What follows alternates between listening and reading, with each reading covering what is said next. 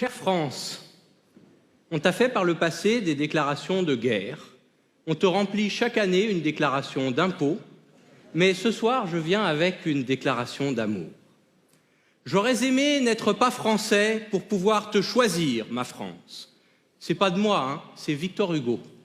Mais c'est vrai que vu de l'étranger, tu n'es pas un pays comme les autres.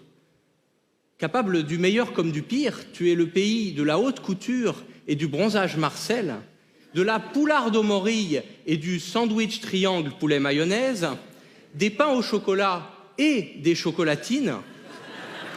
Tu as donné au monde...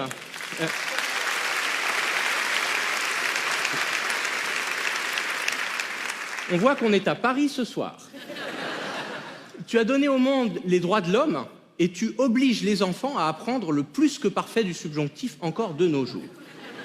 Bref, le français tombé là-dedans quand il était petit est forcément un être assez insaisissable, qui commémore chaque année l'histoire de ta glorieuse révolution, chaque jour même, à coups de guillotine à saucisson pour l'apéro, qui est très fier d'avoir inventé le French kiss et qui lui a donné un nom anglais.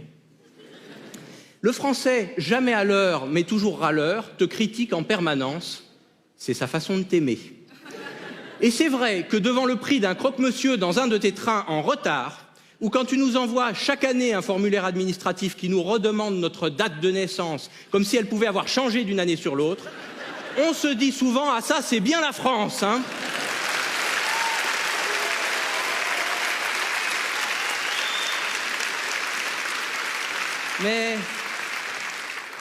Mais devant le parfum d'une boulangerie, un matin d'hiver, la santé gratuite pour tous, ou un but de Kylian Mbappé, on se dit aussi « Ah ça, c'est bien la France, hein !»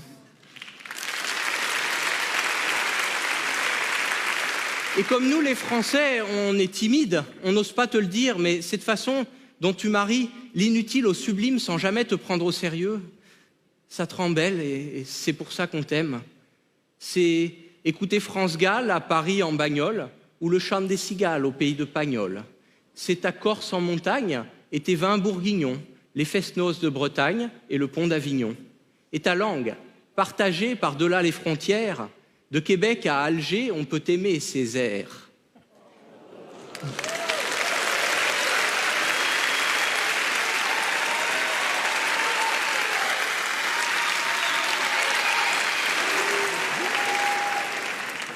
Douce comme au réveil un pot de confiture, France, vrai Père Noël, qui serait pas une ordure, tu essayes d'apporter de manière équitable la joie aux petits princes autant qu'aux misérables. Chacun sous ton regard dort sur ses deux oreilles, car même dans le brouillard et la nuit, Simone veille.